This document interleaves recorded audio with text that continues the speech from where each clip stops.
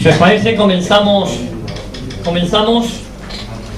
Bueno, lo primero, dar las gracias al foro Alfonso Carlos I por esta 21ª jornadas del foro, ya 21, y si no me equivoco, conmigo ya es el tercer año consecutivo que modero esta mesa redonda, que da siempre comienzo a las 5:30, que es una hora bastante complicada, pero vamos a intentar hacerlo ameno y que nadie se nos quede por el camino.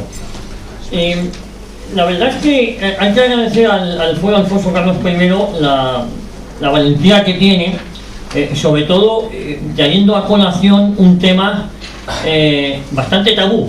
Cuando digo bastante tabú, significa bastante polémico, en el sentido de que no quieren que nadie discuta lo que ellos entienden por feminismo, no quieren que nadie discuta lo que son las leyes de ideología de género.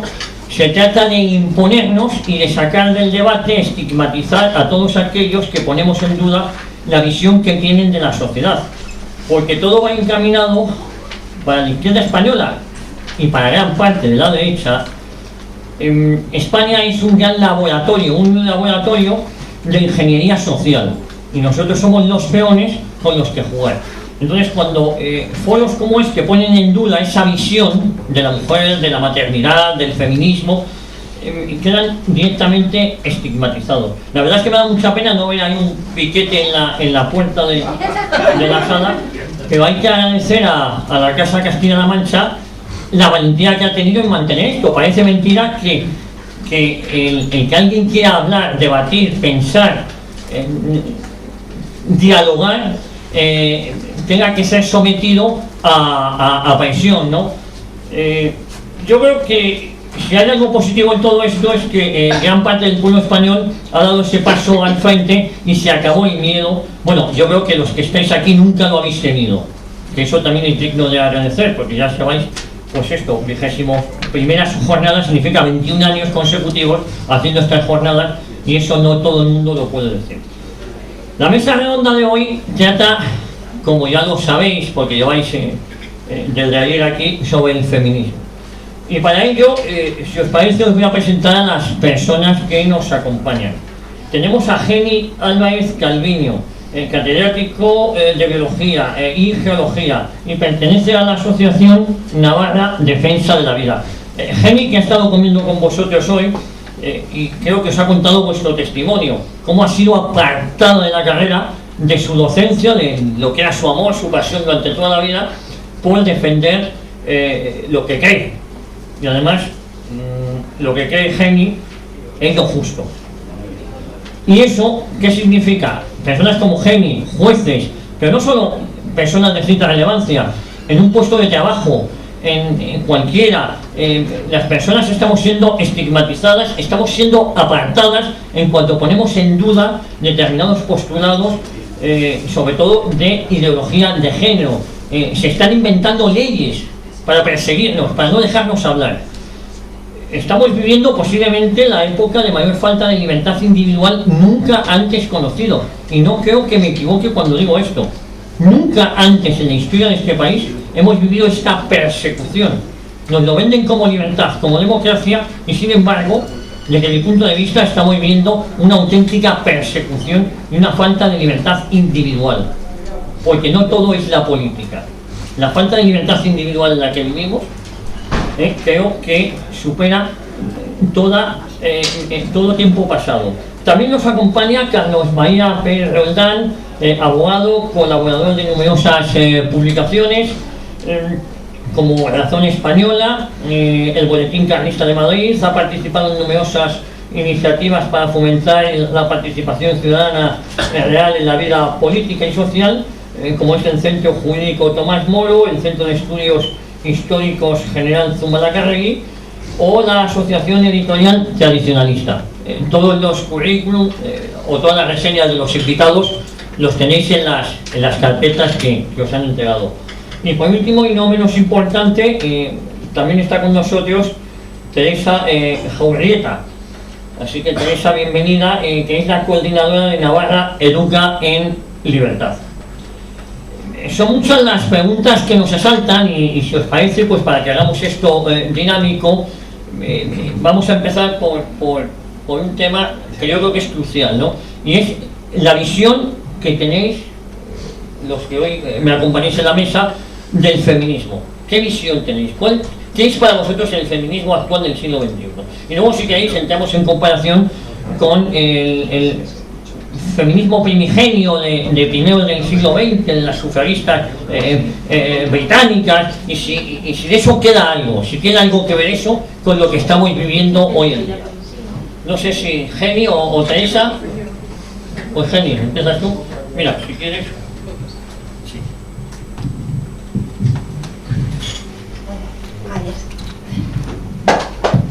Aunque a mí, como ya sabéis, me toca más la ideología de género, pues en realidad está todo muy ligado, ¿no? Entonces el feminismo hoy en día yo creo que es un movimiento radical que, bueno, luego compararemos, como dices, con los de los primeros tiempos, cuando sí era necesario, digamos, que la mujer pudiera ir al banco, pudiera pues viajar sin permiso del marido, pudiera votar, pero hoy en día se ha convertido en un movimiento a mí me parece, de odio a los hombres, de odio a la maternidad, de abandonar todo lo que es propio de la mujer para adquirir papeles que han sido propios del hombre. Y me parece que ahí es donde está el error. Y Teresa. Bueno, yo voy a romper una lanza a favor del feminismo. Porque gracias a las feministas, a las primeras feministas, estamos hoy aquí. Gracias a ellas hemos podido estudiar en la universidad, hacer másteres, optar por un puesto de trabajo, votar, o pocas veces, o no votar, pero libremente, ¿no? Y yo creo que realmente el feminismo ha aportado algo bastante importante en la sociedad, como es el reconocimiento, que yo no sé en qué momento de la historia se perdió, pero realmente se perdió cuando llegamos a, por lo que hemos visto hoy con Santiago, ¿no? Arellano, de esa presencia, ¿no? de la mujer, y realmente se ha recuperado. Ahora es cierto que estamos pasando a un supremacismo femenino, pero considero que es otro tema. De todas formas,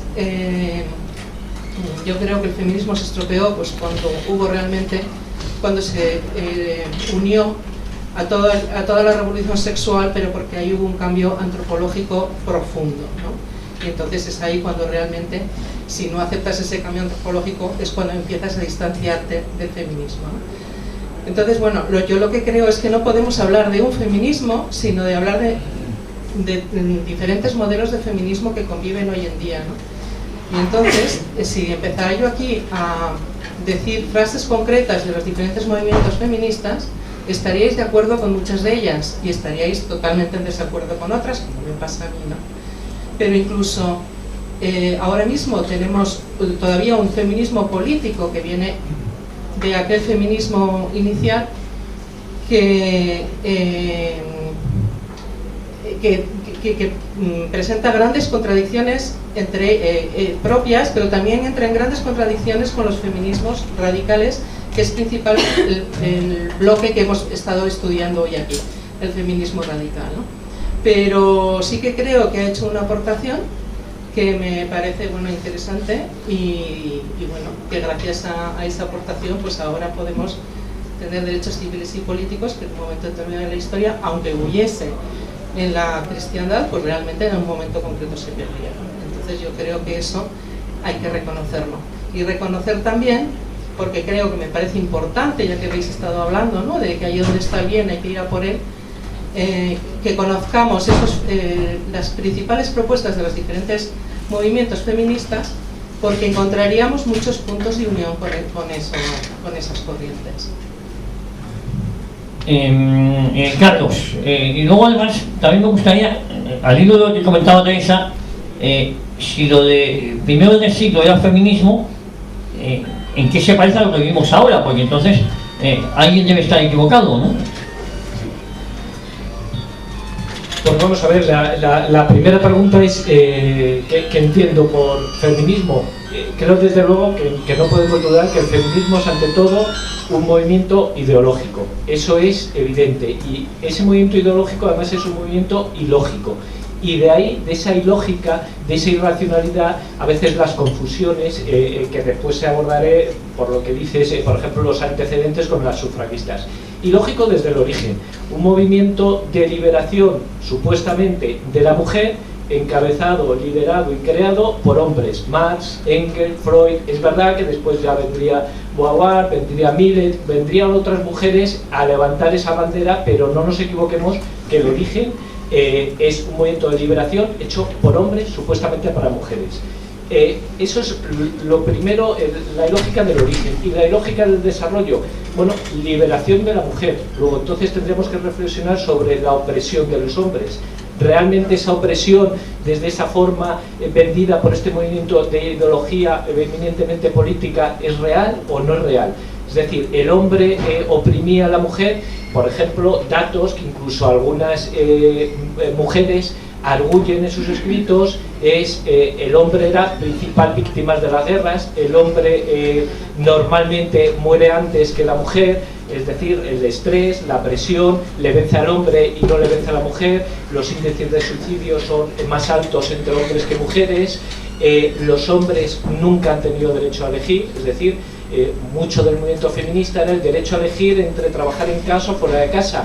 Bien, si por derecho a elegir se entiende que es la liberación, el hombre nunca ha podido elegir trabajar en casa. Es decir, una reflexión que tendríamos que abordar es esa opresión, porque a fin de cuentas el movimiento feminista se basa en esa supuesta opresión que hay que liberar. Y de ahí viene esa historia. Yo considero que hay tres hitos, vamos a llamarlo genéricamente, en ese movimiento feminista. Uno, las sufragistas. Desde luego una lucha digna, si entendemos por digno el sufragio. El planteamiento de si el sufragio es algo bueno, la lucha de las mujeres era algo bueno. Ahora, ¿qué sufragio? Si personal, impersonal, directo, no directo, total, ese es el gran debate, el de sufragio, no el del derecho. Evidentemente, si las mujeres no tenían derecho a algo que tuvieran los hombres, desde ese punto de vista es una lucha digna. Por decir, otra cosa es el fondo. Y ahí es donde acaba, a mi modo de entender, la dignidad del movimiento, vamos a decirlo genéricamente feminista, porque después hay dos grandes corrientes. Una serían todas esas organizaciones de supresión, por así decirlo, de las competencias masculinas, que entroncan con las tesis lesbianistas, las tesis de homosexualistas. Es decir, al hombre hay que reducirle sus competencias sexuales para liberar a la mujer. Eso sobre todo se produce a partir de los años 60, 70. Y la fase en que estamos ahora, que es la sumamente peligrosa, sería de todas aquellas organizaciones que lo que tratan de implantar es un sistema totalitario, utilizando el feminismo como causa, la liberación de la mujer como causa, pero que la consecuencia última no será solo la esclavitud de la mujer y la del hombre, es decir, un sistema totalitario. Entonces, a lo largo de esa evolución, como es un sistema, es un movimiento poliédrico, efectivamente vamos a encontrar frases que las podemos suscribir, a mi modo de verlas menos, pero alguna, evidentemente, alguna encontraremos, y vamos a encontrar frases de imposible suscripción desde un punto de vista antropológico cristiano. No obstante, vuelvo a decir, el movimiento sufragista es el que establece el límite entre un feminismo positivo y el que estamos instalados actualmente. Pero fíjate, hablas de un feminismo primigenio, podría ser las sufragistas, pero dentro de ese feminismo existe un feminismo revolucionario que niega el voto a la mujer. Todos sabemos que la izquierda en España le negaba el voto a la mujer porque consideraba que de esta manera se le daba más ventaja a la derecha. Así, te quiero decir que, fijaos que ya nace, es un movimiento contradictorio desde el primer momento de que nace el movimiento para solicitar el voto a la mujer, pero hay un colectivo de mujeres que no quieren ese voto porque consideran que va a perjudicar los intereses de sus parejas que están en movimientos revolucionarios. Entonces, con lo cual nace ya con una contradicción. Porque si analizamos ese primer movimiento, yo me atrevería a decir casi que es de burgués. Pero cuando llega el momento, uno de los motivos por el que, por ejemplo, Geni ha sido expulsada, si se puede decir, a lo mejor no es esa la palabra, pero o presionada para que sea expulsada de la universidad, cuando llega el momento de que eso se transforma a leyes de ideología de género donde el disidente o el que pone en duda esta nueva visión, en España lo comentábamos, una niña de 16 años no puede comprar tabaco pero puede abortar porque eso es su derecho, es feminista. Entonces, ¿dónde surgen esas leyes que aquí, por ejemplo, hacen que te expulsen de la universidad? Geni del instituto, perdón. A ver, yo reflexiono mucho sobre esto y, a ver, yo siempre llego a la conclusión de que aquí siempre hay un plan para, digamos, que el hombre deje de ser lo que es, ¿no? Y aquí también entroncan otros movimientos que aquí no hemos hablado de ellos, como los animalistas, ¿no? Entonces eso, es que tú eres una especie más. Ahora mismo la ONU nos acaba de decir que no tengamos hijos y que no comamos carne y esas cosas, ¿no? Entonces yo creo que realmente hay un plan para destruir no solo al hombre, sino a toda la humanidad, por lo que sea. Lo triste es cómo esto llega a la gente y la gente lo llega a asumir. Yo creo que lo asume fundamentalmente porque nos lo venden como buenismo, ¿no? Pobrecito homosexual que lo cuelga, un pobrecito transexual que sufre mucho. Y además tienen razón en las dos cosas. Pero por eso nos meten todo lo demás y acaban, pues eso, queriendo que nuestros hijos sean educados así y que esos sean los modelos. Yo no sabría decir por qué, o sea, dónde está el plan. A mí me han contado muchas historias que no sé si son ciertas. Yo os he dicho que tengo poca formación humanística yo. Pues que hubo un plan, digamos, para disminuir drásticamente la población de África, pero luego realmente quien lo aplicó fue Europa. No sé, yo no sé dónde está la razón, pero está claro que al hombre se le quiere deshumanizar. Y el hombre tiene algo que se escapa de la pura evolución biológica. O sea, nosotros tenemos 46 cromosomas, los más parecidos son los chimpancés que tienen 48, el genoma es prácticamente igual, pero hay algo ahí, un 2%, que define lo que es un hombre y lo que es un animal, que no lo han encontrado, no lo encontrarán. Entonces, por alguna razón se quiere deshumanizar al hombre, no lo sé. Teresa. Sí, tampoco me quiero meter en filosofías porque hemos hablado del existencialismo y de todas estas cuestiones, pero sí que hay dos fechas claves, que una es la conferencia de Beijing y la conferencia de Pekín, y que son en el 95, y también la de Yakarta, que es en el 97.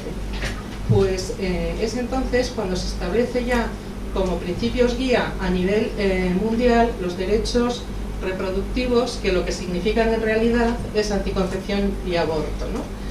Y por primera vez es en Pekín donde se empieza a hablar realmente del tema del género, ¿no? Entonces, estamos hablando del 97 y quiero contaros una anécdota que a mí me parece absolutamente interesante y a mí me ha hecho pensar, pues espero que coincidáis, ¿no? en este interés también.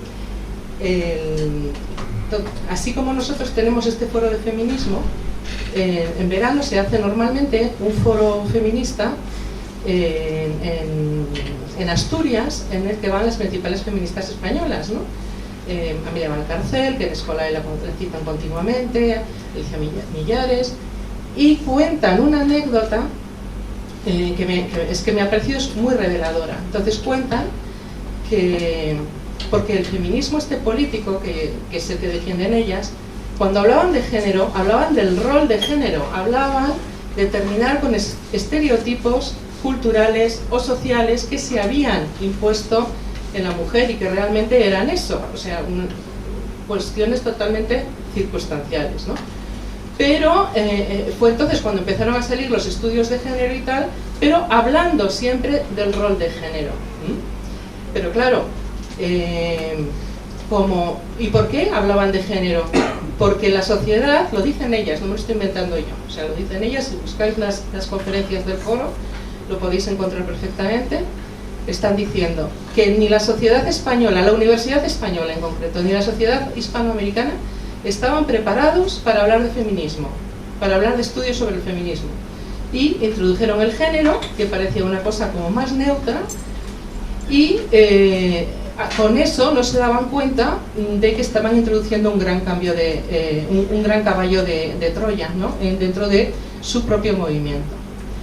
Entonces, cuenta Amalia Valcárcel que en el año 90, he dicho las fechas de las conferencias para que nos demos cuenta de qué estamos hablando. En el año 90 encuentran en Guatemala, en un viaje, en una parroquia perdida de Guatemala, una hojita en la que hay un artículo que se titula ¿qué es la ideología de género?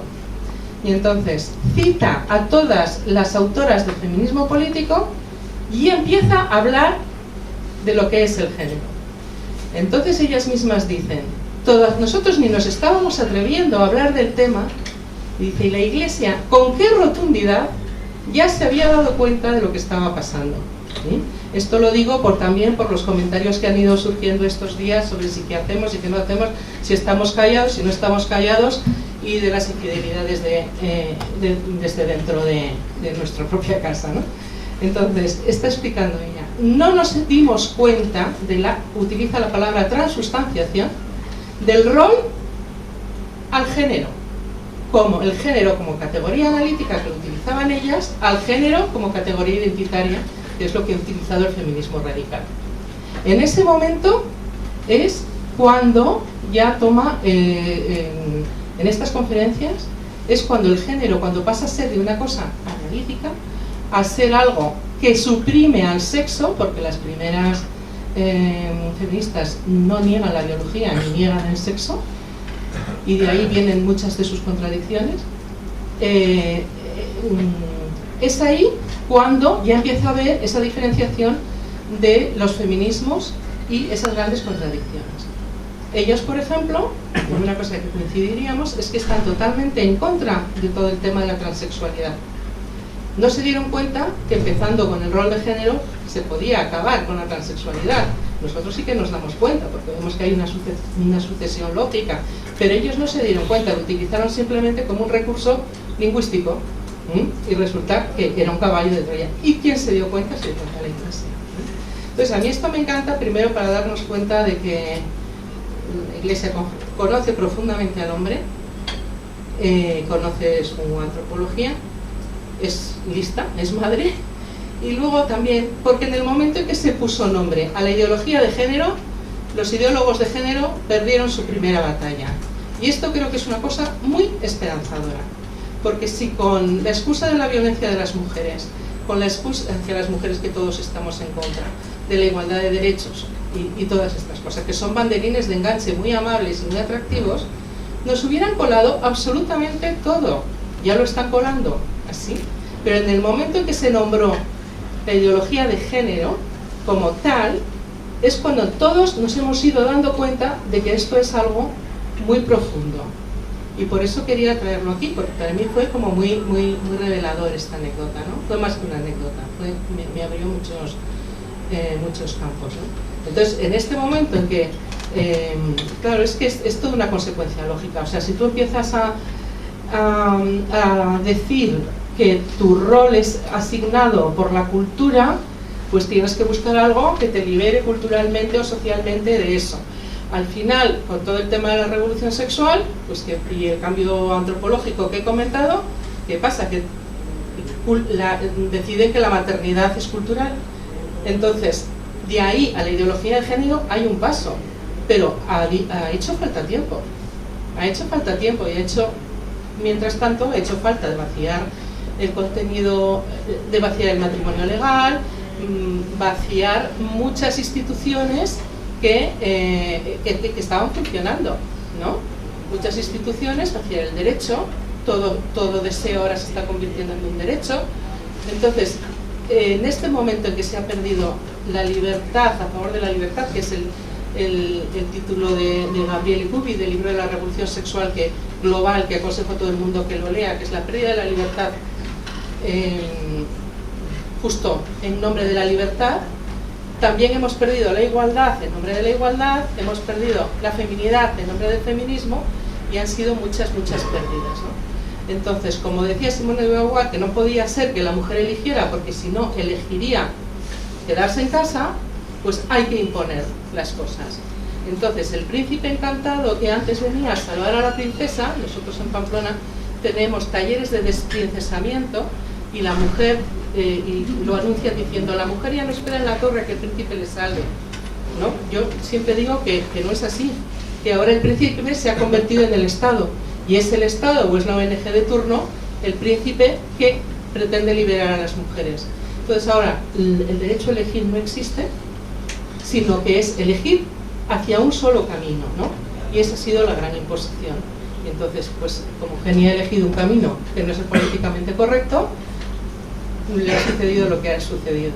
Los padres que tenemos que luchar contra todos estos programas escolares obligatorios, pues tenemos un problema.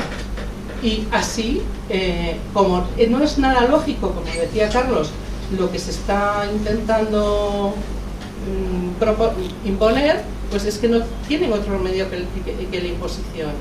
Entonces, este es el gran problema. Y si tú dejas a la gente elegir, pues elige con sentido común, elige lo que la naturaleza le pide.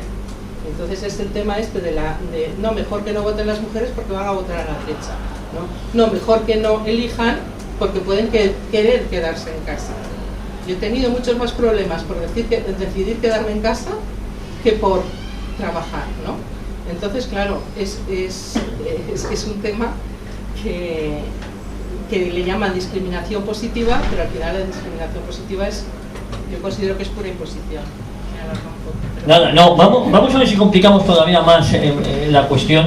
A mí me gustaría, Geni, Teresa, Carlos, cuando estas teorías feministas, cuándo se nos imponen y cuándo nos hacen ver como normales comportamientos que no lo son. Porque yo creo que en el fondo de todo esto es normalizar comportamientos que no son normales, pero que no podemos decir que no son normales. No, ahí meto las leyes de ideología de género, colectivos LGTBI, el adoctrinamiento en las escuelas, lo que yo comentaba, tú puedes abortar con 14, 15, 16 años sin el consentimiento de tus padres, pero no puedes ir a comprar tabaco. Entonces, y todo esto que persigue, porque claro,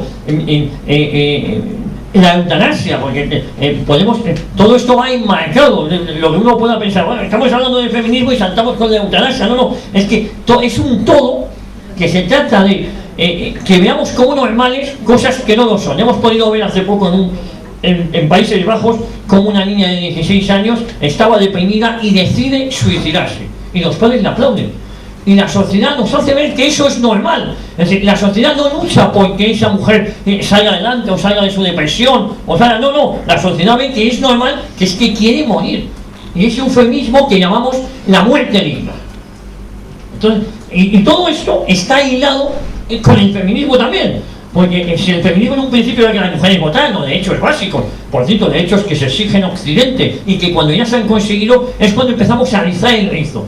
Es que ya no basta con votar, que por cierto, absolutamente merecida, ¿no? Faltaría más. Basta con la superioridad, la imposición, y empezar a ver unos comportamientos que nos dicen que son normales cuando no lo son. Y es más, y esos comportamientos que no son normales, encima tienen un apoyo y una subvención por parte del Estado. Pues, hombre, ¿cuándo surge eso? Creo que volvemos a lo de siempre. Estamos otra vez anclados, otra vez en el proceso de la Revolución Francesa. Libertad, igualdad y las contradicciones. Lo libre no es igual, lo igual no es libre, y ahora se sustituye esa fraternidad por sororidad, como alguna parte del feminismo ha propuesto. Desde ese momento esto ya estaba incluso en la literatura, es la imposición de la voluntad por encima de la razón. La vida sueño, Segismundo, cuando vive en época primitiva, encerrado en su torre, donde solo hay voluntad, recordar que acaba echando o va a echar a un criado, lo va a tirar por la ventana y dice, no, eso es imposible que lo haga, lo tira por la ventana y dice, fue posible.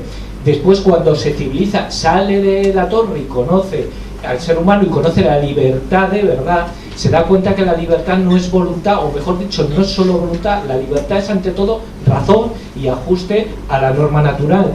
Desde ese momento, evidentemente, el movimiento feminista, tal y como lo entendemos, está precisamente en resultar o imponer el mero capricho sin ningún tipo de lógica y sin ningún tipo de voluntad. Por eso mismo esa tendencia totalitaria, personalmente, que la voluntad totaliza todo el capricho del individuo, olvidando la moral y olvidando la razón, y el totalitarismo de la sociedad, que evidentemente es un reflejo de ese individuo. Creo que estamos dando continuamente vueltas otra vez a ese principio revolucionario que no ha dejado de estar vigente y ha cambiado simplemente los dogmas que tratan de imponer. Y por terminar y enlazar esto con además lo que decías del voto, bueno, pues es curioso que precisamente pues en la Revolución Francesa sea uno de los responsables de quebrantar y de violar todos los derechos de la mujer, la Revolución de la Libertad, y Napoleón es la que exige la firma del esposo, es la que quiebra todo principio de libertad de la mujer y es la que se carga toda la organización tradicional donde la mujer tenía su papel. Y aquí ya sí podemos discutir los roles de la mujer, si con el cambio de tiempos puede adquirir otros roles o no, pero ese es otro debate, porque otra vez engañosamente nos quieren meter por el debate de los roles, de las ocupaciones o del papel que la mujer desarrolla en la sociedad. Y desde ese totalitarismo, ¿cuándo se produce ese movimiento? Pues desde la Revolución Francesa es un continuo, simplemente cambian los conceptos, pero la imposición está presente desde entonces, por lo menos así opino yo. Bueno, a mí me parece muy gráfico el cartel del foro en el que presentan las diferentes banderas de la revolución, porque considero que el feminismo es el color que ha adoptado ahora la revolución, ¿no? Y esa igualdad, fraternidad y libertad o muerte realmente es que ha ido con toda la revolución, ¿no? Esa es la principal contradicción, ¿no? de este tema y de cualquier tema que tiene que ver con la revolución, que siempre es una imposición desde las élites. Pues a mí me hace mucha gracia cuando ves las manifestaciones del 8 de marzo, cualquier manifestación feminista, que se creen que son antisistema y sin embargo están apoyando todos los principios guía de las grandes organizaciones internacionales, ¿no? Y además regados por subvenciones de estas grandes internacionales. Aurora comentaba en la primera sesión, que no pude asistir completa, pero un poquito rato que estuve, una de las cosas que comentó fue que ahora el antisistema es el familia, ¿no? El que vive en familia, y es que es así. Y todas estas chiquillas que se visten con sus camisetas y esos eslóganes tan vulgares, tan soetes y tan revolucionarios son parte del sistema, cosa que curiosamente coincidimos con estas feministas políticas que consideran que son parte del sistema, ¿no? Entonces, bueno, es que aquí habría muchísimo que hablar, pero sí que es cierto que llegan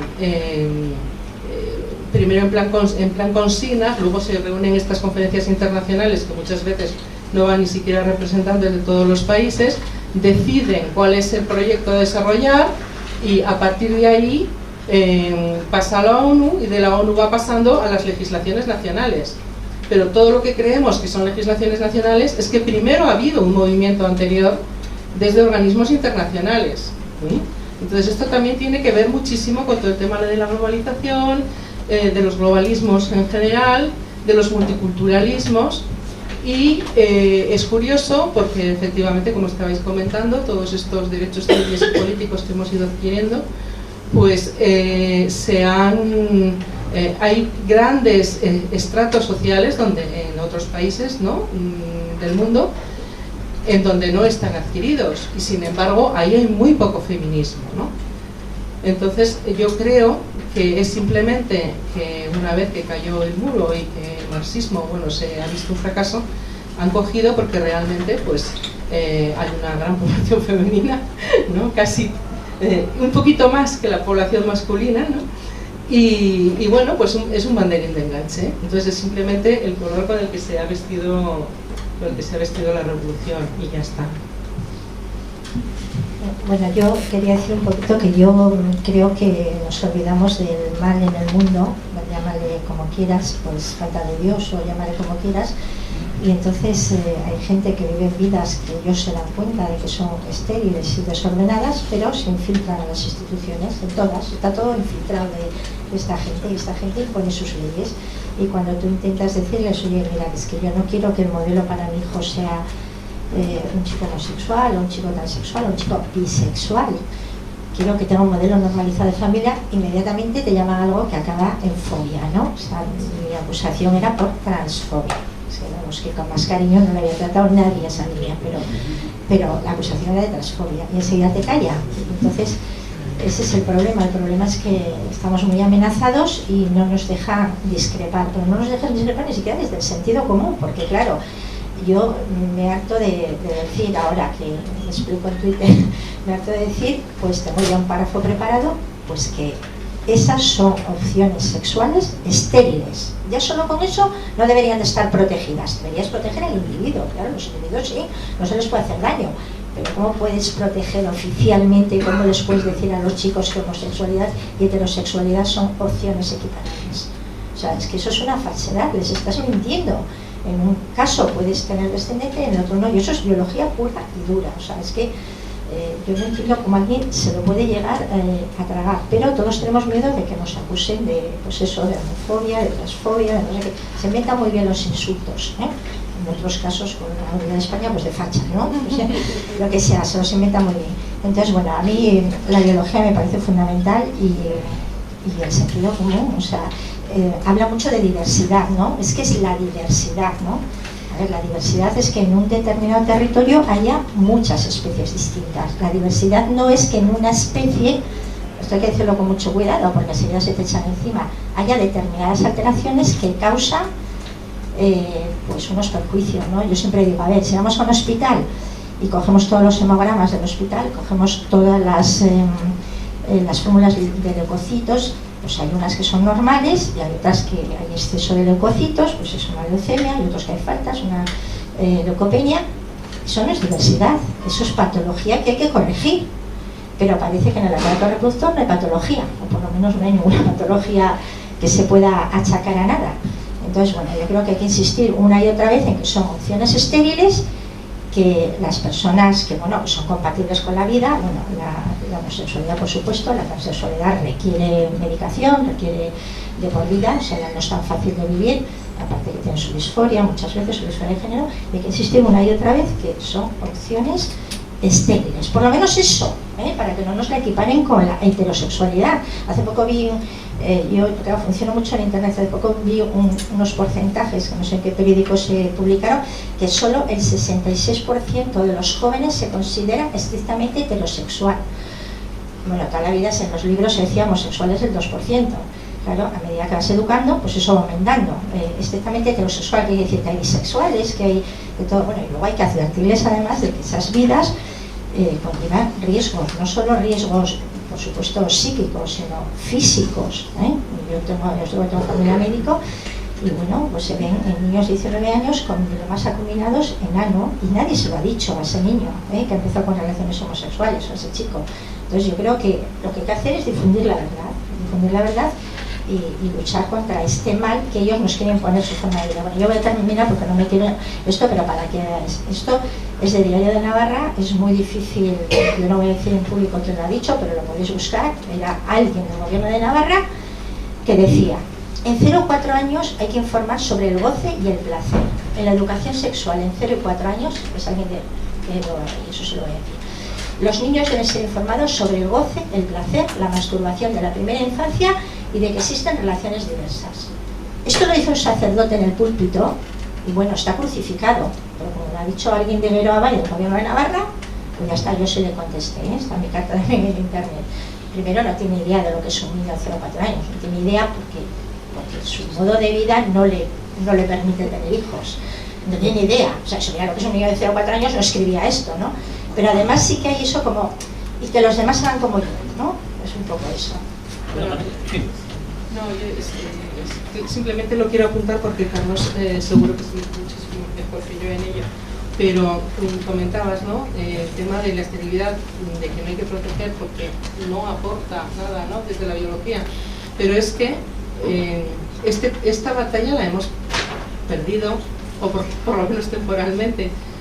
Esto que he apuntado antes del vaciamiento de las instituciones, ¿no? Porque el matrimonio ya está equiparado a las uniones de hecho cuando son cosas totalmente diferentes, pero sobre todo está equiparado a la unión de dos personas homosexuales. Y ahí ha habido ya un vaciamiento tan grande, ¿no? Y es que es absurdo, o sea, claro, desde el derecho, pensar que cualquier unión que se basa en el sentimiento tiene que estar protegida, es que resulta una aberración, porque es que el sentimiento no crea derecho, ¿no? Lo que crea derecho son los hechos, es el compromiso, es algo contractual, ¿no? Entonces, claro, es lógico, son pasos que se van dando. Entonces, antes de llegar a la ideología de género, ha habido que pasar por estos pasos anteriores. Y no nos dábamos cuenta que íbamos a llegar aquí. Pero todos esos pasos eran necesarios. Y también me parece importante, porque cuando ayer decíamos, ¿no?, ¿qué se puede hacer para luchar contra la ideología de género? Es que todos estos puntos están también afectados. No es lo mismo una relación homosexual, o sea, si se está protegiendo socialmente el matrimonio, es porque hay un compromiso y porque aporta algo a la sociedad, porque aporta algo al bien común. No podemos estar protegiendo cualquier tipo de sociedad basada en el sentimiento. Eso es absurdo, ¿no? Pero lo hemos consentido. Entonces es lógico que estemos llegando a esto, ¿no? No sé. Vamos a ver, si os dais cuenta, empezamos a hablar de feminismo y ya vamos equiparando feminismo con leyes de LGTBI, leyes de ideología de género. Es decir,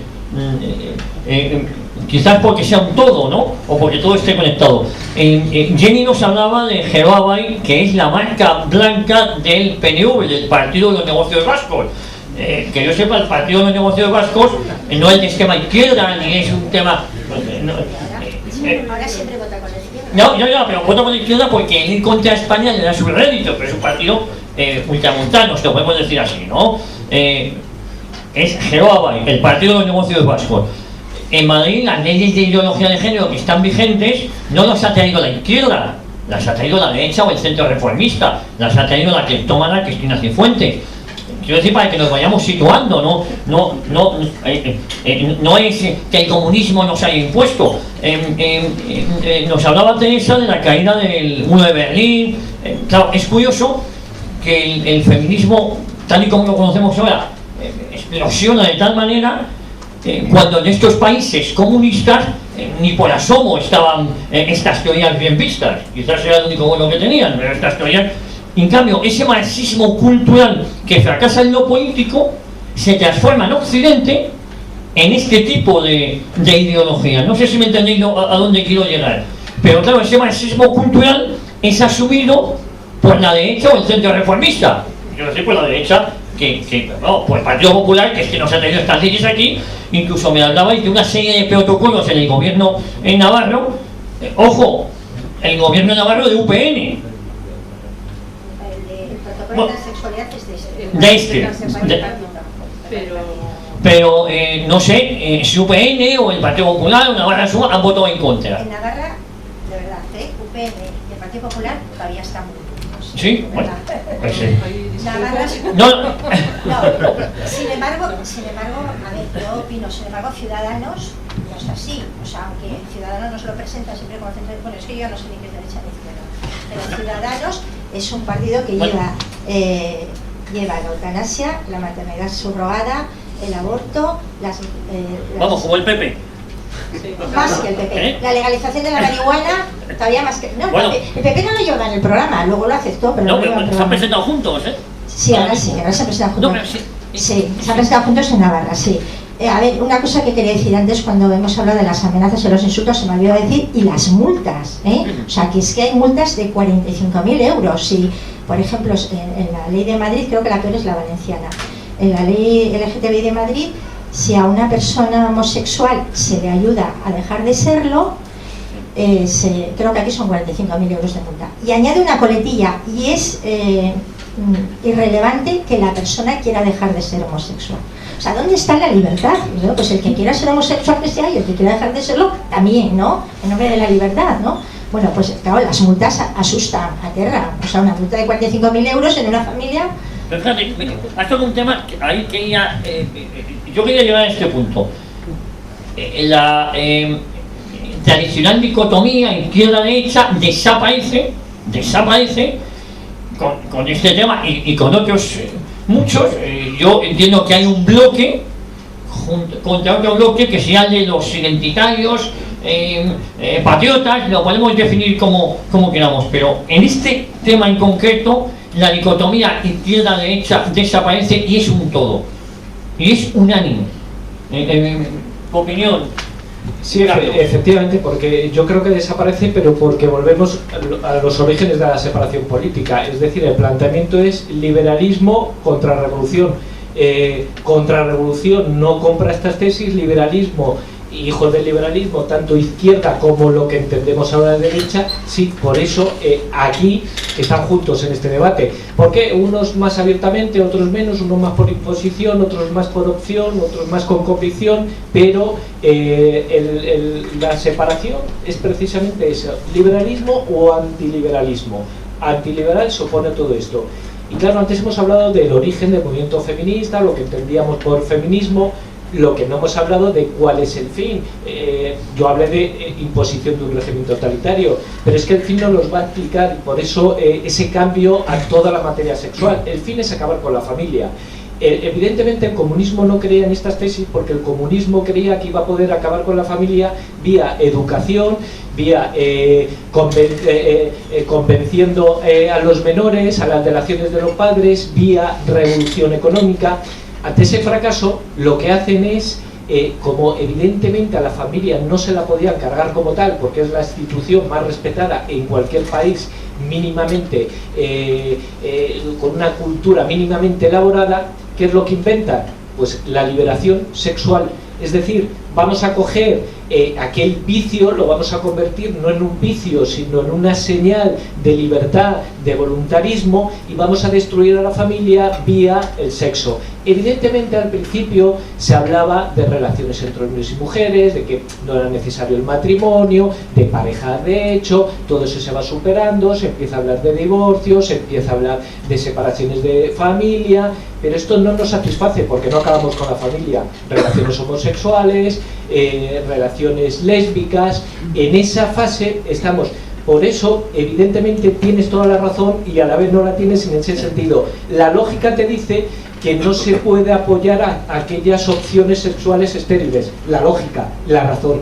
Pero la ideología de este tipo de gente lo que te dice al revés, que para tu fin lo que tienes que apoyar precisamente esas opciones estériles.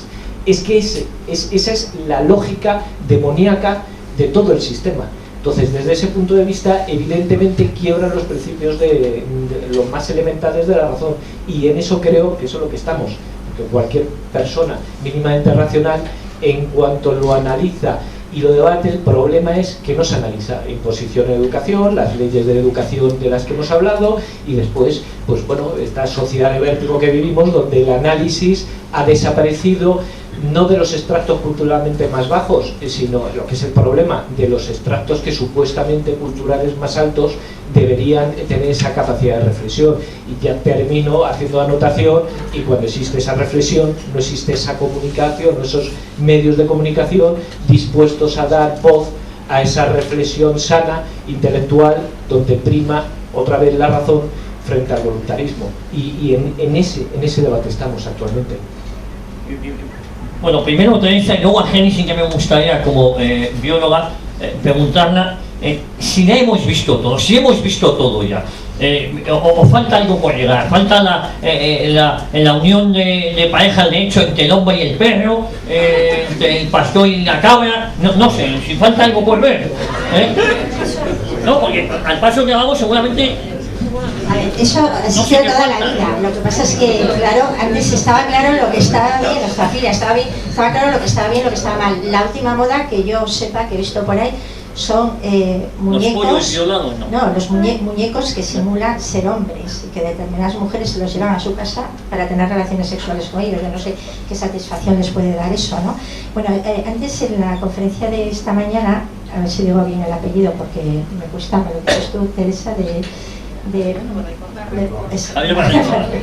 pues ha habido un momento que decías que, no sé si estás por ahí sentado, pues decía que eso, que no va a hacer falta los hombres para reproducirse, ¿no? Que las mujeres se van a reproducir solas. A ver, no, eso no es verdad. O sea, todo hombre y todo individuo procede de la unión de un óvulo y de un espermatozoide. nuestra especie y en muchísimas especies que se llaman diploides, ¿no? Sí que hay especies inferiores donde efectivamente existe la partenogénesis, que la partenogénesis no es una autofecundación, es que una célula somática da lugar a un nuevo individuo. Por ejemplo, los zánganos de las abejas salen por partenogénesis, por eso solo tienen un solo juego de cromosomas. En la especie humana eso no existe. Entonces, no hay ninguna posibilidad de que las mujeres ni se autofecunden ni se inseminen si no disponen de semen de hombre. Con lo cual, está muy fácil, ¿no? Los hombres no dan su semen y la especie se extingue, ¿eh? O sea que es que la biología es radical y es que al final esto lógicamente se va a extinguir, o sea, todas estas cosas, pero porque va a haber tanto sufrimiento y luego pues son genomas que se extinguen en una sola generación. Esos individuos, si no tienen hijos, por más que de vez en cuando nos presenten un par de homosexuales en una foto mirándose enamorados y con un bebé en brazos, lo cierto es que ese bebé le estás conculcando su derecho a tener uno de los dos progenitores, por lo menos, porque le estás privando a su madre en ese caso, si son dos homosexuales masculinos, y ya está, el genoma, al menos de uno de ellos se pierde. No sé si el del otro también, porque a veces los niños tienen una madre biológica, un padre biológico, dos adoptivos y bueno, nada, un terror lo que se le hace a los niños, que nunca se piensa además en ellos, o sea, porque lo primero son los derechos de los niños, ¿eh? Entonces tú a un niño no le puedes privar de conocer a su padre y a su madre y el origen de los genes, más que si la naturaleza hace desaparecer a uno de ellos por una muerte. Entonces eso no se habla nunca, siempre son los derechos de ellos, ¿no? Y claro, se miran enamorados y yo digo, pero es que da igual cómo os miréis de enamorados, es que no tenéis complementariedad, no podéis tener relaciones sexuales normales. Bueno, entonces yo lo que quiero decir es eso, que siempre el hombre y la mujer nos vamos a necesitar, vamos a ser complementarios y barbaridades se pueden hacer todas las que quieras. La necrofilia también ha existido y existirá, pero lo que antes era todo patologías, pues ahora se ha normalizado, son derechos, que no son patologías. Sí, no, yo quería contar, porque a mí me gusta extender a lo concreto, un caso que me gusta muchísimo y que os invito a que lo busquéis en internet.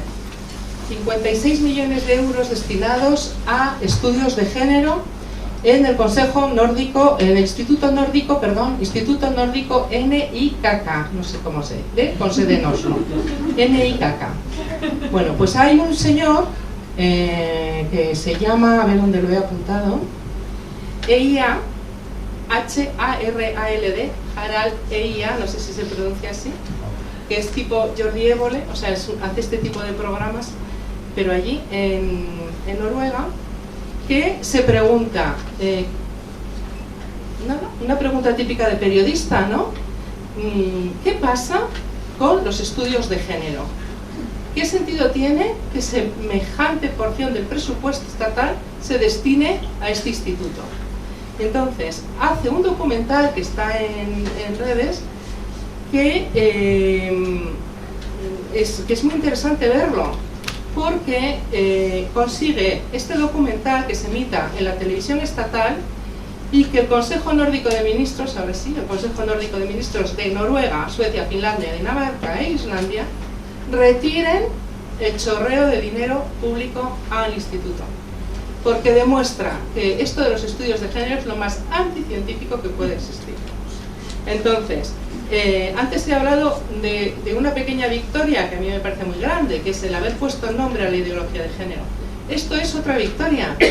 Alguien que se ha molestado en cotejar con unas preguntas simples qué es lo que están contestando los estudios de género y qué es lo que están contestando la comunidad científica internacional.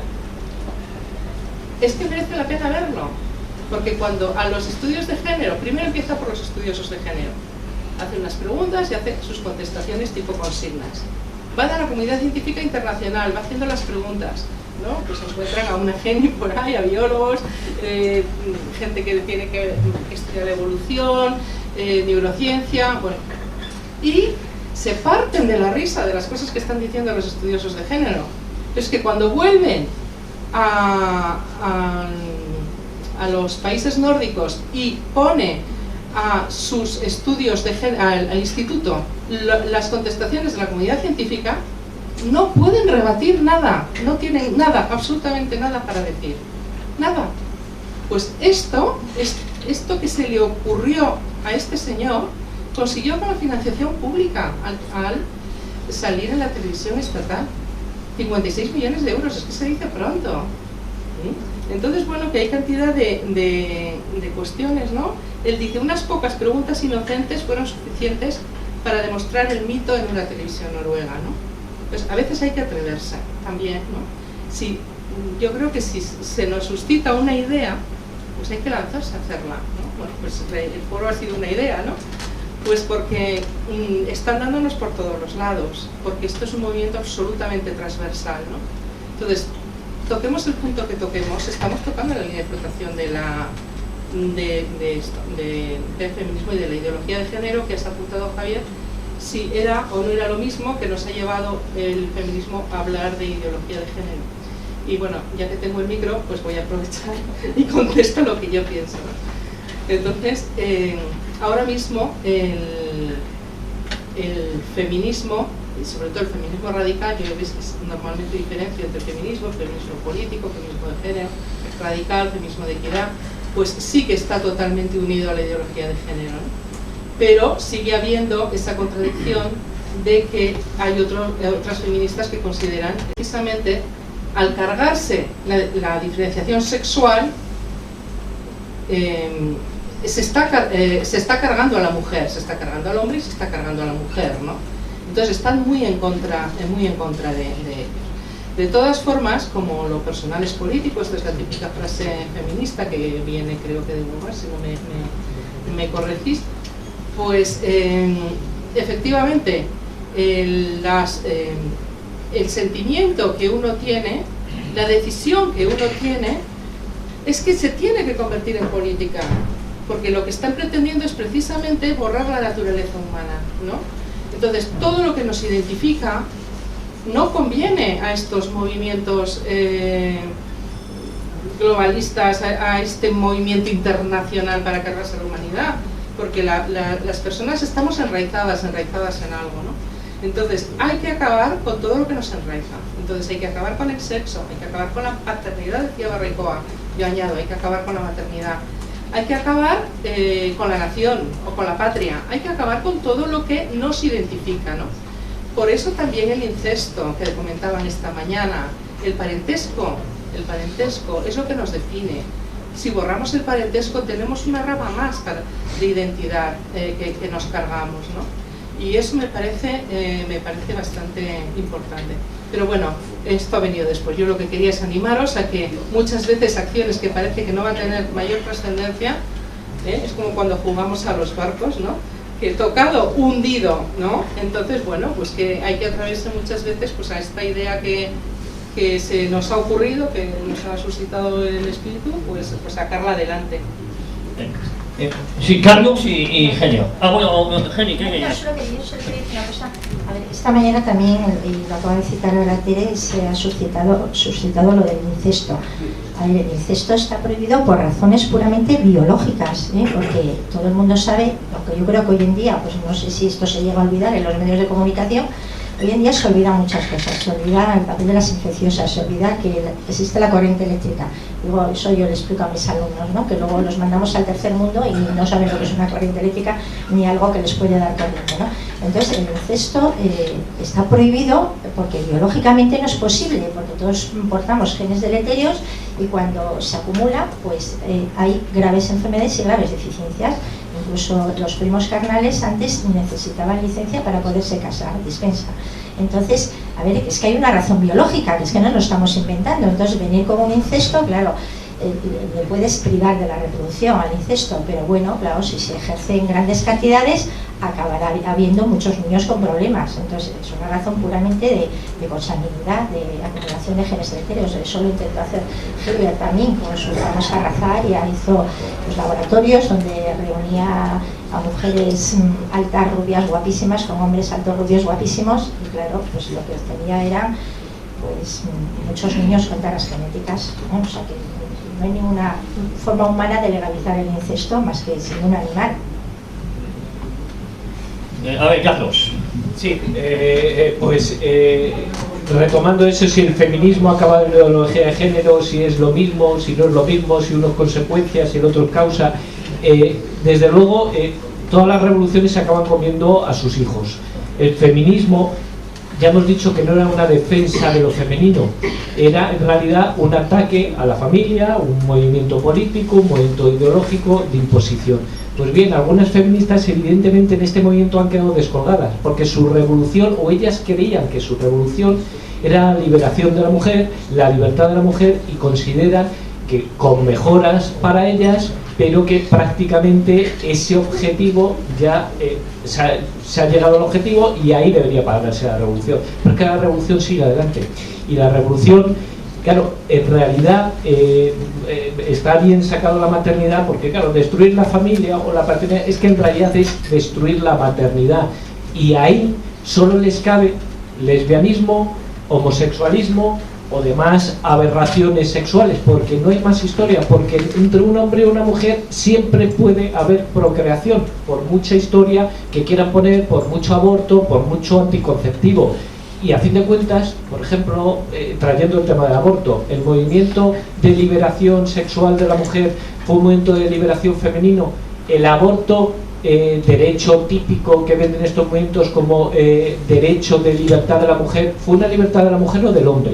O del hombre que podía desatarse o desvincularse de las consecuencias de mantener una relación sexual fuera del matrimonio. Pues ahí está el debate. Algunas mujeres lo verían como liberación, yo no digo que no, pero muchos hombres lo vieron como liberación, porque ese banderín de enganche del hijo que has tenido era el que precisamente ese miedo le impedía tener relaciones extramatrimoniales o poder cumplir con, otra vez volvemos a lo mismo, su santa voluntad por encima de su santa razón. Entonces ese movimiento realmente queda perfectamente marcado.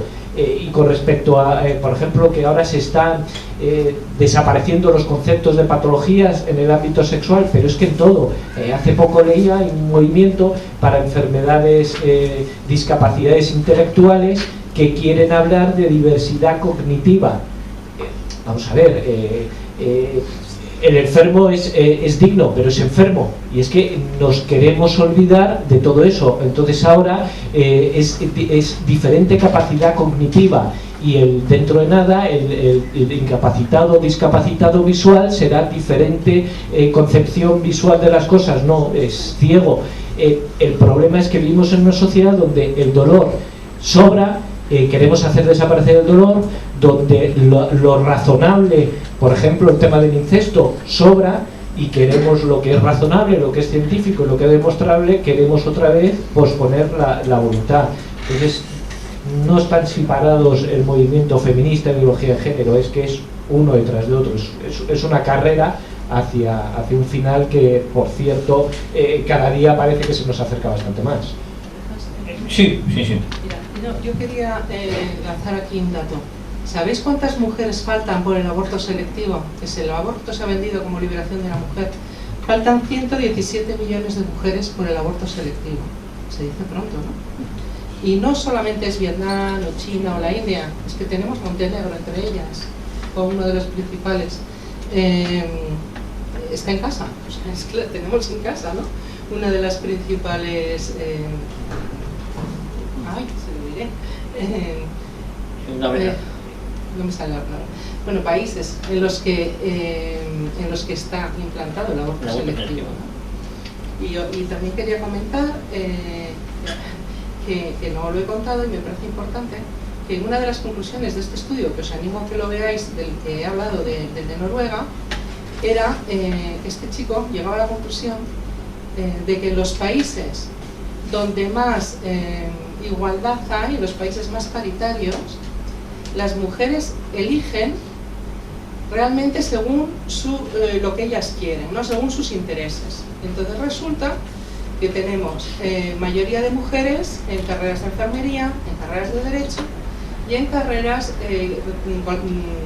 que se dedican a la enseñanza, ¿no? Y sin embargo en ingenierías y en otro tipo de carreras técnicas pues hay mayoría masculina. Cosa que nos vamos a países donde no hay tanta igualdad y vuelve totalmente la estadística, cambia. ¿Por qué? Porque precisamente las mujeres que no tienen igualdad luchan por competir con los hombres en aquellas carreras que se consideran más masculinas como una forma de salir pues de esa sumisión que tienen, ¿no? Entonces, bueno, me parece un tema interesante, sobre todo porque en este momento estamos, esta semana ha habido este anuncio, ¿no?, de que se va a promover que las mujeres estudien carreras técnicas allí donde haya un mayor número de alumnos que de alumnas, pero no se va a promover que los varones estudien las carreras que tienen que ver más con las ciencias sociales. Otra vez estamos en esa gran contradicción del feminismo, ¿no? Entonces estamos viendo todo el rato pues ese tipo de contradicciones, ¿no? Liberar a la mujer y faltan 117 millones de mujeres, hacer que la mujer elija, pero es papá Estado, ¿no?, es el príncipe que viene aquí a liberarme, el que decide qué es lo que tenemos que estudiar las mujeres, y continuamente estamos en este tipo de contradicciones. La anticoncepción, que también ha salido, en la anticoncepción, bueno, esto lo sé por primera mano por la consulta, ¿no?, que ha sido una de las liberaciones que más ha ido contra la mujer, y esto Jenny seguro que os puede hablar muchísimo mejor que yo, ¿no? Eso sí que ha sido la utilización más burda que se ha podido hacer de la mujer, ¿no? Y sin embargo ya ni se habla del tema, porque ya se supone que es una cosa que está asumida por todo el mundo. Bueno, yo en este tema, ahora ya no tanto, pero antes, pues a la puerta de los colegios con las madres no se hablaba de otra cosa, todo el mundo habla de la anticoncepción, ¿no? Yo ahora que soy un poquito mayor, pues me doy cuenta que mi mejor empresa es mi familia. O sea que lo mejor que he hecho en mi vida es tener a mis hijos. Yo creo que lo he tenido siempre claro, ¿no? Pero a muchas mujeres se les vende al contrario, se les vende que la maternidad para ti es, te sujeta, que la maternidad te impide realizarte. Hay mujeres que están, pues en principio deseando volver al trabajo, porque claro, a veces los niños dan malas noches, ¿no? Pero claro, cuando llegan al trabajo tienen un jefe que es peor que el niño todavía, muchas veces, ¿no? Entonces, bueno, yo hace poco le escribí también por Twitter a un juez de estos progresistas y claro, siempre van buscando la paridad. Bueno, la paridad en todo, excepto en el matrimonio, claro, ya se sabe. Ahí ya da igual que sean los dos del mismo sexo, ¿no? Pero estamos en la paridad, pero yo siempre les escribo y les digo, mira, si realmente queréis ayudarnos a las mujeres, pues por cada niño que tengamos, y si queréis poner un límite de ayuda pues para los 3 primeros niños, darnos una ayuda para que, si queremos, nos quedemos en nuestra casa. La que estamos trabajando nos conserváis el sueldo y la que no está trabajando pues le dais un sueldo mínimo, ¿no? 3 años por cada niño, que tampoco sería tanto. Eso sí sería ayuda a la mujer, sería conciliación. A mí lo de que le dé la baja paternal a mi marido, pues bueno, me parece muy bien, pero la baja paternal la quiero yo, la baja maternal. Quiero que me la den a mí y me la den además, pues que me acumulen lo de... Porque es verdad que sí, que le puede dar un biberón, es verdad, pero la que tengo el niño soy yo, la que lo engendro soy yo, la que lo paro soy yo y la que le voy a dar de mamá soy yo. Y eso se tiene que proteger, porque si no proteges eso, pues así tenemos a las mujeres de 35 años sin tener un niño, luego se vuelven locas, claro, luego ya van pues, a técnicas de fecundación in vitro, porque claro, la fertilidad disminuye con los años. Entonces, pues eso nos lo han vendido efectivamente como liberación, eres una mujer liberada si no tienes hijos, y luego resulta que no, que la que, bueno, no sé en mi caso, la que está feliz es la que tiene hijos, o sea que nos han vendido una moto ahí impresionante, ¿no? De hacernos renegar de lo más sagrado que hacemos, que es la vida, que es muy sagrado. Quería comentar simplemente un anuncio que he visto hoy aquí en el foro, que me ha enseñado Teresa, y me ha parecido la cosa más aberrante que nos podamos imaginar. Y entonces quizás lo habéis visto si tenéis más cultura de televisión de la que yo tengo. Y es un papá haciendo la compra en el supermercado con su niño que decide que quiere comprar unos caramelos.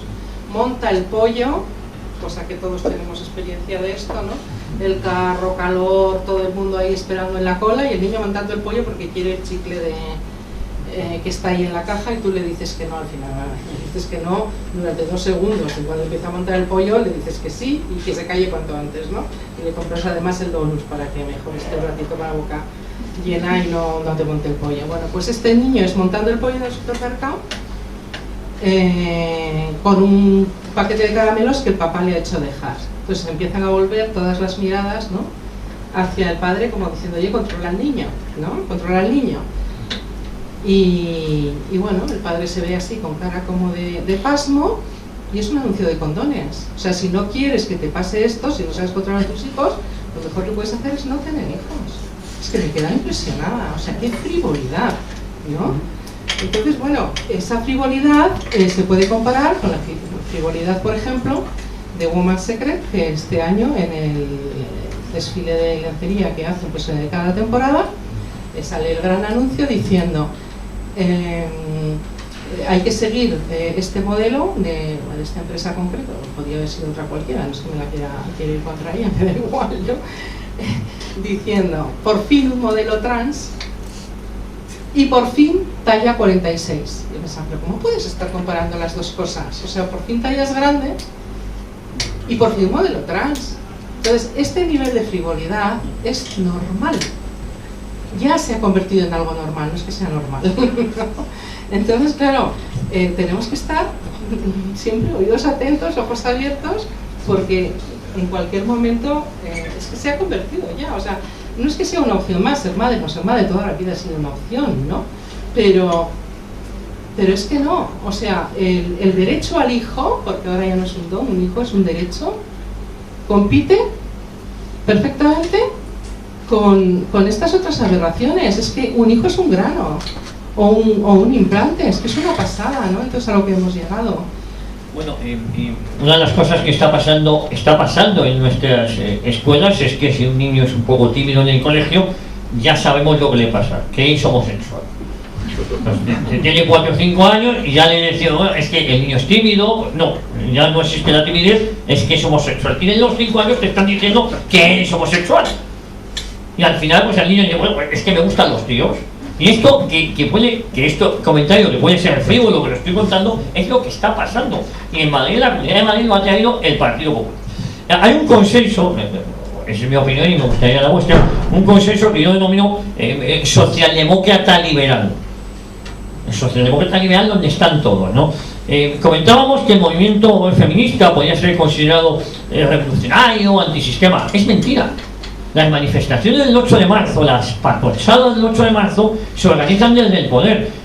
Las encabeza la vicepresidenta del gobierno. Se insulta y son ellos los que gobiernan. Es curioso la capacidad que tiene la izquierda de manifestarse contra sí mismo, porque salen a quejarse cuando son ellos los que gobiernan. Si hay desigualdades será porque tú las has creado, porque tú tienes la responsabilidad de no tenerlas. Sale la mujer del presidente del gobierno, Begoña, colocada en una ONG de dudosa finalidad, con un altísimo absentismo laboral, viaja en jet privado para ver a sus grupos de música favorita y sale pegando saltitos en la patrochada del 8 de marzo, y eso no venden como prototipo de mujer española. Me niego a creer que esas mujeres que encabezan esas manifestaciones, esas patrochadas del 8 de marzo, que insisto, son manifestaciones contra ellos mismos, puesto que son ellos los que gobiernan, y si hay desigualdades habrá que exigirse a los que gobiernan.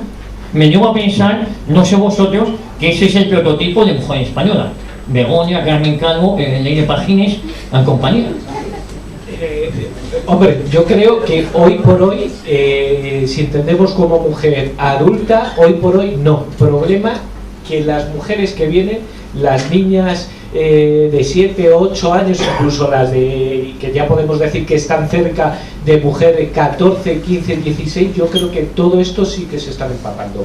Es decir, los que tenemos niños en estas edades, pues realmente las mujeres se sienten empoderadas. Es decir, bueno, a mí ayer mismo me llegó vía WhatsApp a mi mujer un vídeo de una niña del colegio donde van mis hijos con 14 años cantando, que la verdad cantaba espléndidamente, fenomenal, pero la letra de la canción es que era infumable. O sea, mujeres esclavizadas, que tenéis que buscar vuestra libertad, el hombre solo oprime, y estamos hablando de 15 años. O sea, el peligro es esa culturización.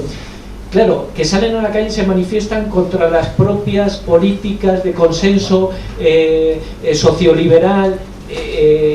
Sí, no, lo que pasa es que la izquierda tiene esa capacidad de esa crítica que se hace a sí mismo para ir aumentando los grados de la revolución. Revolución que la mayoría no pide, pero que a ellos le pide ese clamor popular que se inventan ellos y que sus ecos y sus voces parecen o hacen creernos que son mayoría. Esa es la dinámica, porque yo creo, un poco lo que hablábamos antes, hasta el movimiento feminista, lo que podríamos entender movimiento más puro feminista de defensa de la mujer tal y como ellos lo conciben, se encuentra completamente superado con el movimiento homosexualista, que sin ir más lejos, uno de los grandes debates y los grandes enfrentamientos es esos vientres de alquiler, o las famosas cuotas. Las mujeres, y con esto no voy a defender las cuotas, pero las mujeres consiguen unas cuotas en determinadas instituciones, en determinados cargos, y ahora los homosexuales están dispuestos a luchar también por unas cuotas para ellos. Problema, que entramos a luchar en las cuotas. Entonces el enemigo ya no es ese opresor que se supone que por ser varón ocupa todas las posiciones en la administración, en las empresas. El enemigo es el que va a luchar con el mismo porcentaje de cuota. Es decir, ellos mismos se autolimitan. Mi enemigo es el que no el que está ocupando. Esto de todas maneras, por ejemplo, en Estados Unidos está muy estudiado. Después de la Segunda Guerra Mundial, los estudios sociales de Estados Unidos detectan que la minoría más pobre, más perseguida y más humillada es la japonesa y la china. Sobre todo la japonesa, habían estado en campos de concentración, trabajos de miseria, jornada de esclavitud, y la negra, evidentemente, en una discriminación evidente, pero estaba bastante mejor económicamente, estadísticamente, que los japoneses. Bien, se establecen unos sistemas de cuota en aquellas universidades de prestigio donde accede la población negra, y en esos sistemas de cuota nunca jamás contaron ni los japoneses ni los chinos. Pues actualmente la minoría más rica, incluso superando en muchas ocasiones, en muchos estados, a los blancos, son los japoneses. Es decir, sin cuota, ellos se han llevado en Estados Unidos todas las carreras técnicas, muchísimas carreras científicas. Los americanos de origen asiático priman por los blancos y priman por encima de los negros, que habían sido subvencionados, y las cuotas. Es decir, ese es el otro gran debate de ese movimiento feminista. ¿La cuota ayuda al movimiento feminista o no ayuda? Para concluir, simplemente como reflexión, por ejemplo, en el tema político, cualquier cuota que reserves, aunque solo una mujer se aprovechara para llegar al cargo por una cuota, eso hace que cualquier otra mujer que llegue a ese cargo o cargos similares sin necesidad de acceder vía cuota va a estar bajo sospecha, pero no solo de los hombres, sino de las mujeres, que son las que van a sospechar. Esa está allí simplemente por reunir una cuota. Entonces volvemos otra vez al origen. ¿Realmente todo esto empodera a las mujeres? ¿Todo esto sirve para empoderarlas a ellos? ¿O todo esto es una artimaña de esa socialdemocracia liberal para hacerse con los resortes del poder a base precisamente de poder esclavizar a toda la población con lo que quieran, vía sexo, vía necesidades económicas o vía falacias y mentiras de falsas libertades que realmente no llenan a la gente? Henry, Teresa, como mujeres, el tema de las cuotas, ¿es una falta de respeto? ¿Es considerar a las mujeres como tontas, que necesitan ayuda, que necesitan que se necesite una mano? ¿Cómo lo veis? ¿Cómo lo entendéis? Yo lo entiendo pues como ese príncipe que necesitan rescatarnos, ¿no? Yo lo veo como un insulto realmente, pero... Con lo cual sería contrario al feminismo. Bueno, vamos a ver, es que cuando hablan de la perspectiva femenina, esta que es necesaria ahora, en esta deconstrucción que estamos haciendo y nueva construcción, que hay que aplicar la perspectiva femenina, yo siempre me pregunto, ¿pero cuál es la perspectiva femenina? ¿Es igual su perspectiva femenina que la mía? Pues no hay una sola perspectiva. O sea, es que como es la masculina, ¿no? Están hablando de las masculinidades tóxicas y nunca se habla de las feminidades tóxicas, que puede haber feminidades tóxicas muchísimas, ¿no? Entonces dices, ¿pero cuál es la perspectiva femenina? Entonces ese es el tema. O sea, a mí es que me parece un error estar hablando de perspectiva, es que me parece un error. Entonces no sé. Es que, perdón una cosa, porque hoy mismo he leído un artículo en una revista femenina, no sé cómo se dirá, ella, no sé si se dice ella o L, que era buenísimo, porque hablaba sobre la sororidad y decía que las mujeres no pueden meterse con otras mujeres porque, claro, entonces su lucha no triunfa. Entonces, aunque tú veas que otra mujer te quita el novio, un disparate. O sea, los hombres no se podrían meter contra otros hombres. O sea, si gobierna Sánchez o deja de gobernar, yo como hombre no lo podría criticar, y las mujeres, si el día de mañana gobierna una mujer, no la podría criticar. O sea, un disparate, como si hubiese una prototipo de mujer única, y entonces todas aquí y las que no son mujeres. Pues es que eso está es que es así. O sea, es que es un disparate haber elevado la categoría de mujer a un absoluto, o la categoría de hombre. Es que esto es absurdo, ¿no? Entonces, bueno, sí que... Espera, me estoy perdiendo un poquito. Hablamos de las cuotas. Ah, las cuotas.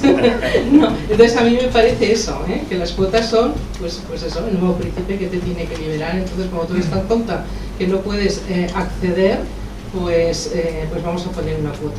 Pero yo aquí sí que quiero comentar, y te paso para hablar de las cuotas, que el problema laboral no lo tiene tanto la mujer como mujer, sino la mujer madre. Entonces, esto es un tema que nadie está abordando y que ya me gustaría a mí que alguno lo llevara al Congreso de los Diputados, porque en lo público realmente ya no existe brecha salarial y todo este tipo de cosas. En las empresas privadas quizás todavía puede existir algo, pues porque todavía hay paternalismos y este tipo de, bueno, pues de historias, ¿no? Y al final también, bueno, pues tenemos pues una herencia, ¿no? Pero realmente, has preguntado en algún momento si sigue teniendo la lucha feminista contenido. Pues el contenido inicial desde luego ya ha desaparecido aquí en Europa. Otra cosa es que haya que seguir luchando por la liberación o empoderamiento. Es que son unas palabras tan espantosas que me niego casi a utilizarlas, ¿no? Pero bueno, luego seguimos con las contradicciones de que vemos que en Holanda el día del orgullo gay se visten no sé cuántas políticas feministas con burkas de colores arcoíris reclamando el derecho a llevar burka. Entonces es cuando dices que no entiendo nada, ¿no? Porque entonces dices, pero bueno, ¿pero esto qué es? Es que les importa un bledo a la mujer, lo que les importa es la revolución. La mujer es una excusa, simplemente. Pero y la revolución, perdóname, desde el poder, porque son ellos los que están en el poder. Por eso insisto tanto que cuando vas a las manifestaciones a quejarte o vas a la Puerta del Sol con el movimiento, si es la izquierda que son parte del sistema. Y encima van sí, ministros y sí. ministras a sujetar la pancarta quejándose de algo cuando ellos tienen la llave de solucionar ese supuesto algo que está sin solucionar, ¿no? Es decir, que yo lo que entiendo es que se manifiestan contra sí mismos, entonces hay que poner su espejo. Usted se sale a manifestar, se sale a quejar, sale a protestar cuando es un marido el que está gobernando y está la vicepresidenta al lado, quejese con ella. ¿Me dejáis poner un ejemplo que conozco de cerca? No sé cómo estamos de tiempo y me acuerdo que tengo que pasar el micro. Es que tiene que ver con lo que ha comentado Carlos. Ha salido ya varias veces aquí el tema Escolae. Escolae es un programa del Gobierno de Navarra que intentan no, que ya por ley es obligatorio en todos los centros de la comunidad y que además lo hemos vendido al resto de comunidades autónomas, así que si no os ha llegado, os llegará. Entonces, claro, hay una gran reacción social. Pasa sin siquiera el visto bueno del Consejo Escolar de Navarra, ¿no? Entonces, bueno, hay unas alegaciones, nos van tumbando todas, hay una gran manifestación, realmente hay contestación social y no se les ocurre otra cosa que proponer la candidatura de Escolae a un premio de la UNESCO. Al mes siguiente, o sea, un premio de la UNESCO que solamente lo puede proponer asociaciones que están como afiliadas o gobiernos. Deducimos que lo ha propuesto el gobierno Sánchez, deducimos, porque es que realmente no ha habido información. Al mes siguiente se le concede el premio en la categoría de educación de niñas y mujeres, un premio que lo paga China y que otros años se ha dado a países como Zimbabue. ¿Pero qué le han contado? ¿No? Pero da igual, la cuestión es que ya ha salido en un solo titular, se ha cargado toda nuestra lucha. La Confederación Católica, un premio al programa que la Confederación Católica de Padres de Familia ha llevado a los tribunales. Fundamentalistas, superatistas. Y además hay 3 casos abiertos en los tribunales, con lo cual les están diciendo a los jueces: ojo, que la UNESCO ha premiado este programa. Entonces, ¿qué esperamos?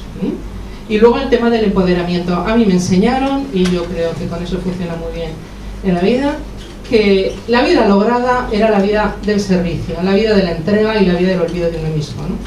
Entonces, a mí me hace muchísimo daño que precisamente el empoderamiento lo que están haciendo es la ama, la mujer que no se entrega, la mujer que se busca a sí misma, ¿no?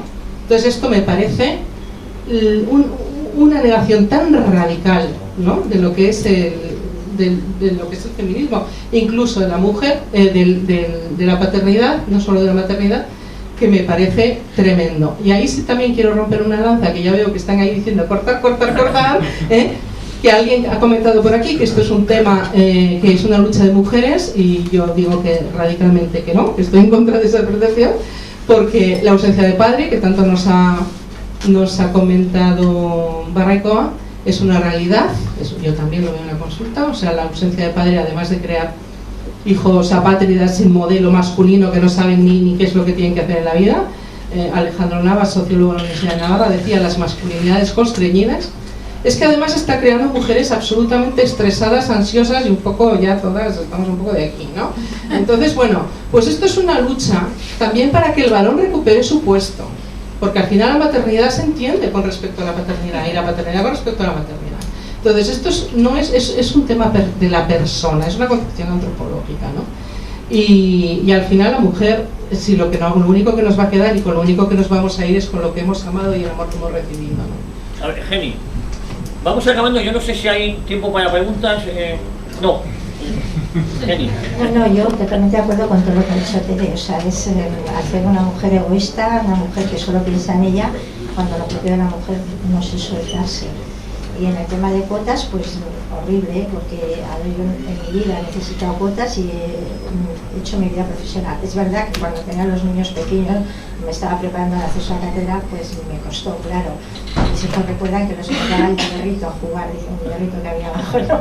Pero claro, para eso es para lo que se necesita ayuda, ¿no? Para cuando tenemos los hijos, esa es la conciliación, que nos den ayuda cuando tenemos hijos, pero luego tu mérito, tu propio mérito, vamos, de que te van a regalar nada.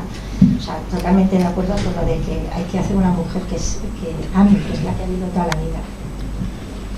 Pues muchísimas gracias a Jenny, a Carlos, a Teresa, muchísimas gracias al foro y muchísimas gracias a ustedes por soportarnos. Espero, no sé si les hemos sacado de dudas o todo lo contrario. Me temo que más lo segundo. Muchísimas gracias.